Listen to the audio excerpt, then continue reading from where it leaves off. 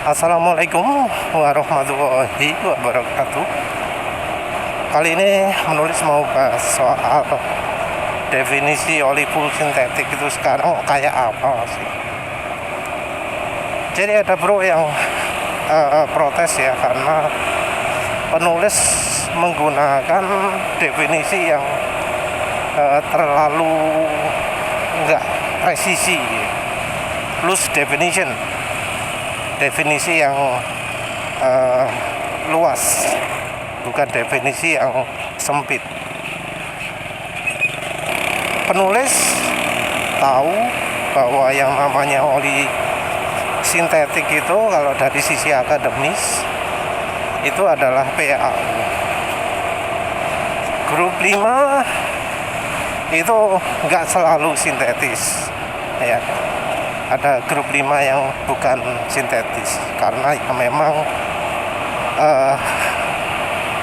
grup 5 itu merupakan bahan oli, bahan pelumas yang enggak termasuk ke grup 1 sampai 4. Jadi semua bahan oli yang enggak termasuk 1 sampai 4 itu masuk grup 5 semua. Nah, bahasanya adalah minyak goreng itu masuk grup 5. Kenapa grup 5? Karena nggak cocok dimasukkan grup 1 atau 4. 1 sampai 4 itu nggak cocok. Grup 5 sendiri disebut ya macam-macam. Yang bahan jeleknya masuk grup 5, ya bahan bagus masuk grup 5. Karena ya grup 5 itu adalah untuk yang nggak masuk lain-lain. Jadi kalau olinya nggak termasuk mineral, nggak termasuk PAU, ya masuk grup 5. Nggak peduli sifatnya apa, nggak peduli prosesnya bagaimana. Nah, kalau pengertian sintetik yang lebih umum, lebih banyak kepakai, itu yang namanya oli sintetik sudah bukan PAU lagi. Jadi kalau pengertian umumnya, sintetik itu sudah banyak. Dan kita nggak ngomong proses ya. Karena ya kalau proses ya buktinya orang-orang yang menjelaskan oli grup 3 pun ya ngomong grup 3 itu sintetik. Nggak peduli asalnya sokondi. Ya sama juga dengan grup 5 lah ya. Kalau pengertian secara lebih luasnya, grup 5 itu dianggap sintetik. Oli sintetik itu ya grup 4 atau 5 ya kalau dulu. Jadi bahkan kalau zaman dulu grup 5 itu sudah dianggap sintetik. Nah kalau sekarang ya tentunya kayak minyak goreng yang masuk grup 5 ya harusnya dianggap sintetik juga dong. Karena pengertian umumnya seperti itu. Kita nggak ngomong spesifik dari proses produksi atau macam-macam. Jadi dulu kan pertama kali oli sintetik yang bukan PAU muncul kan diperkenalkan oleh Castrol ya. Yang ya sekarang jadi rusak gak karu-karuan. Definisi sintetik jadi nggak jelas lagi.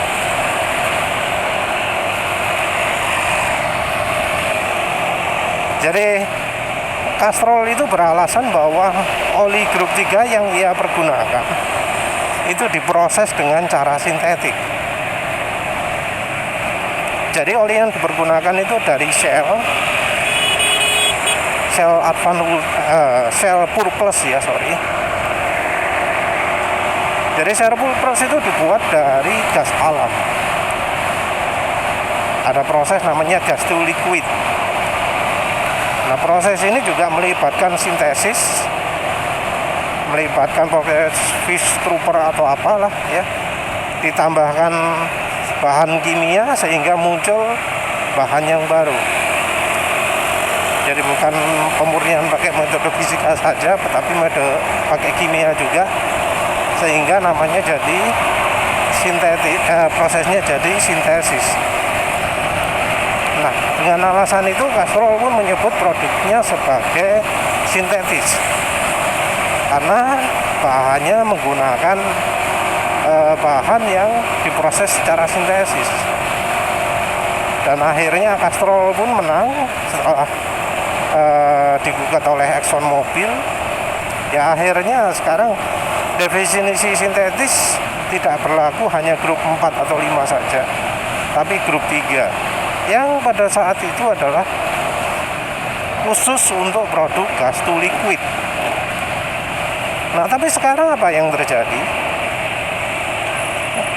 Kalau orang yang agak agak strict ya, agak ketat sedikit, itu dia akan ngomong, oh grup 1, grup 2 itu mineral. Sementara kalau sintetik itu ya grup 3. Dan grup 3 ini dia juga tidak membedakan antara yang gas to liquid ataupun yang grup 3 biasa yang diolah dari bahan mineral juga. Jadi definisi yang paling ketat sekalipun ya sudah ngomong bahwa grup 3 itu sudah masuk sintetik. Padahal kalau awal-awal dulu zaman Castrol hanya grup 3 plus yang diproses secara sintetik yang pantas disebut oli sintetik. Tapi sekarang enggak. Sekarang orang ngomong yang ketat-ketat itu yang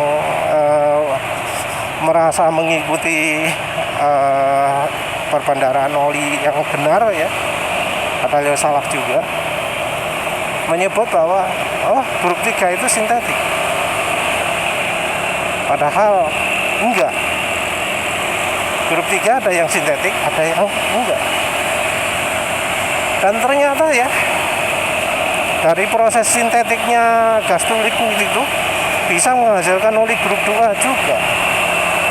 Ya entah ya, apakah ini bahan rejectnya atau bagaimana, karena kan yang membedakan grup 2 dan 3 itu adalah sampah-sampah yang ada di bahan olinya.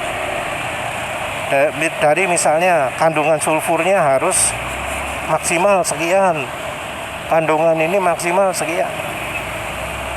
Jadi kalau misal reject produk dari grup 3 ya masuk grup 2 lah, bisa masuk grup 2 kalau misalnya persyaratan grup 2 nya masih bisa terpenuhi. Tapi yang jelas rejectnya itu kan terjadi karena tidak memenuhi persyaratan grup 3. Jadi bahan grup 2 pun ternyata ada yang diproses secara sintesis. Ya akhirnya ada yang beralasan bahwa grup 2 itu sintesis juga. Tapi kemudian karena ya lagi-lagi ada prekonsepsi, grup 2 itu ternyata sintetis. Ya akhirnya sekarang grup 2 pun dimasukkan sintesis. Nah ini kemudian mengembang juga ke oli daur ulang. Oli daur ulang itu ya lagi-lagi ya bakal dibedakan berdasarkan dari sampah yang ada di olinya.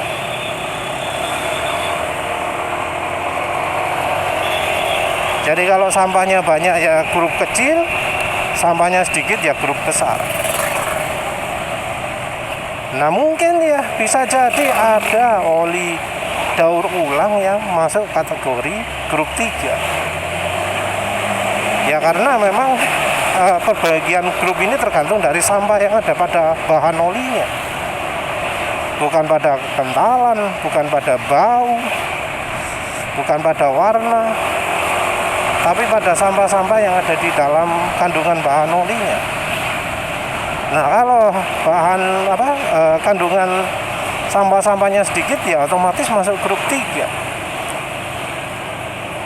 Tapi ternyata kalau dari informasi yang penulis tahu, biasanya oli daur ulang itu masuk grup 2. Kualitasnya tentu beda-beda grup 2-nya ini. Ada yang kualitas bagus, ada yang kualitas jelek. Jadi dari apa sih, dokumen opo wis lali, dokumennya sudah nggak aktif tapi penulis sudah simpan. Tapi yang jelas dokumen tersebut menjelaskan bahwa di Indonesia ini minim ada 2 model proses daur ulang. Yang salah satunya mohak, satunya lagi mbuh lali. Tapi disebutkan bahwa soal kualitas itu ada yang bisa mencapai average, ada yang below average. Jadi dibanding dengan oli dari minyak bumi, oli dari bahan daur ulang ini bisa setara secara kualitas dalam masalah base oil. Nah, kualitas ini kan ya parameternya macam-macam ya. Kita nggak bisa ngomong yang dia omongkan berkualitas itu pasti berkualitas untuk kita gitu ya, nggak ngerti kan, karena ya kebutuhannya kan macam-macam. Berkualitas bisa saja dilihat dari viscosity index-nya. Berkualitas bisa saja tergantung dari sampah-sampah yang ada di dalamnya. Sementara itu kita nggak butuh itu, misalnya kita butuhnya walau viscosity index rendah, yang penting adalah shear stability-nya tinggi.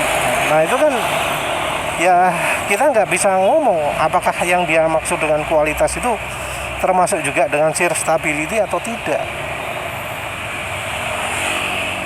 Nah akhirnya sekarang ya yang namanya full synthetic itu kalau di mata user itu wah sangat istimewa, olinya hebat, beda dari oli mineral ya. Kalau di matanya yang buat oli, podoai. Oli daur ulang yang sama bisa dilabeli full synthetic ataupun mineral ya. Mungkin tergantung pada misalnya viscosity index. Jadi buat aturan sendiri, oli bahan daur ulang yang viscosity index-nya tinggi, oh ini masukkan full synthetic. Yang viscosity index-nya rendah, oh ini masuk mineral. Padahal ya yang namanya viscosity index tinggi bisa saja dicapai dengan mencampurkan dengan bahan yang nggak bagus, biasanya polimer atau biasanya disebut pengental atau viscosity index improver, viscosity modifier.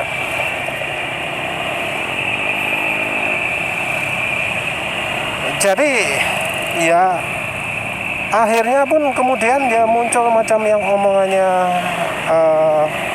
oli Ravenol ya. Kita bisa lihat di lapak Ravenol di Shopee kalau nggak salah ya. Itu ada slide-nya yang menunjukkan kalau oli sintetiknya Ravenol itu nggak termasuk grup 2. Bu saiki wis diupdate apa enggak, karena ya contohnya oli Ravenol TSI yang dulu mengandung PAO sekarang sudah nggak mengandung PAO lagi. Entah apakah oli Ravenol TSI itu masih masuk sintetik gitu ya. Apakah masih ada kata-kata sintetik di botolnya? Nah, soal penerapan kata-kata sintetik sekalipun ya, bahkan dari pabrikan yang paling ternama ya, yang paling kolot gitu ya istilahnya, yang paling konvensional, kandungan bahan sintetik sedikit pun bisa disebut full sintetik. Jadi yang sintetik itu pakai metode pakai pengertian konvensional itu adalah PAO ya. PAO atau diester atau polyester. Nah itu walau ya bahan PAO-nya, walau bahan diester polyesternya kurang dari 50%, dia masih bisa saja, berani saja menempelkan yang full sintetik, kata-kata full sintetik di botolnya.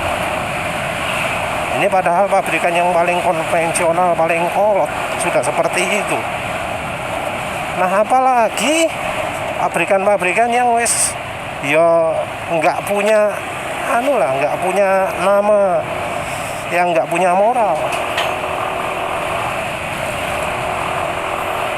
Jadi ya mungkin ya dulu ketika sebelum zamannya Castrol mengobrak-abrik istilah sintetik gitu, oli sintetik itu bagus.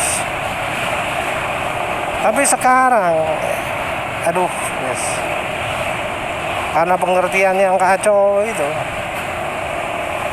dari pabrik oli itu menggunakan label sintetik untuk produk yang pengen cari untung banyak.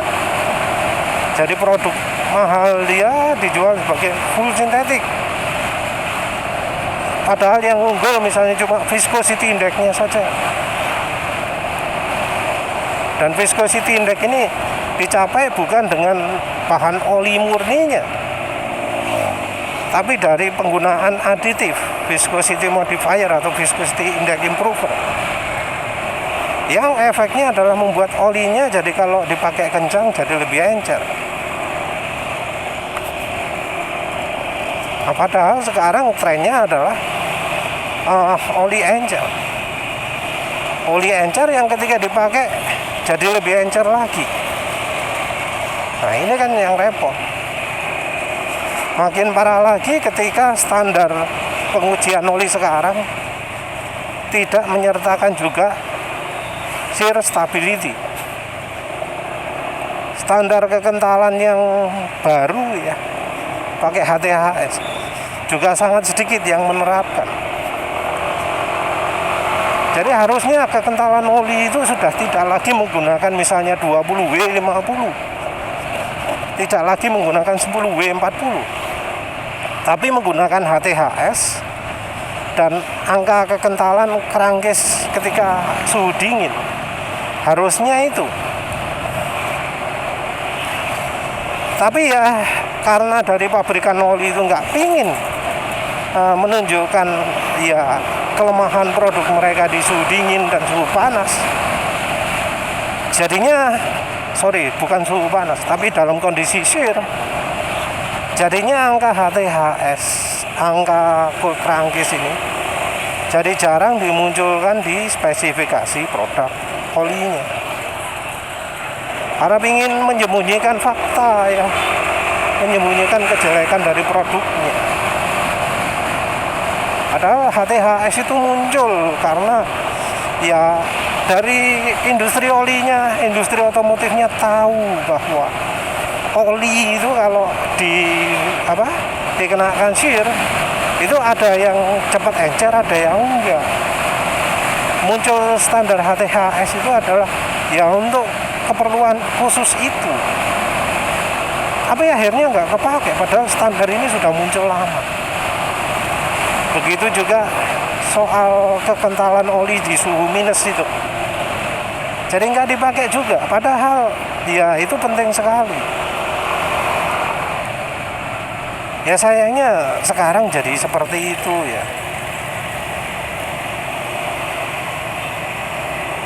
Jadi kalau kita ngomong sintetik, ya kita sekarang kalau mau dimengerti secara umum nggak bisa ngomong PAU, ya kayak iso. Oli yang tulisannya sintetik, ya kadang kalau PAU nih, ya kebanyakan nggak ada PAU-nya. Dan penulis sendiri sudah coba oli-oli yang sintetik ono PAU nih.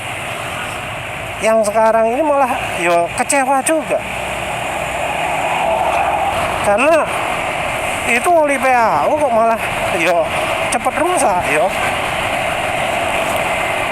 Jadi sekarang ini kita beli oli itu ibarat beli kucing dalam karung.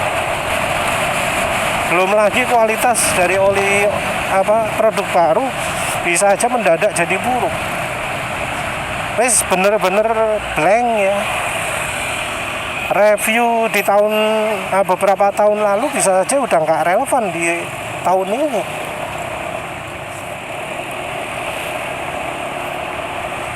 Seringnya bukan makin bagus tapi malah makin buruk, dan itu kenyataannya. Jadi ya sekarang ada tulisan sintetik atau enggak itu enggak penting.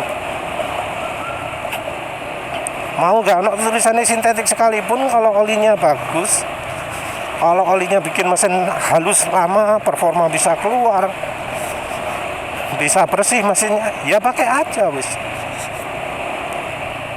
Abaikan orang-orang yang ngomong, oh sintetik lebih bagus. Karena apa? Karena ya nyatanya oli-oli sintetik tuh banyak yang lebih buruk daripada oli mineral. Ya setelah itu saja. Terima kasih sudah menonton. Assalamualaikum warahmatullahi wabarakatuh.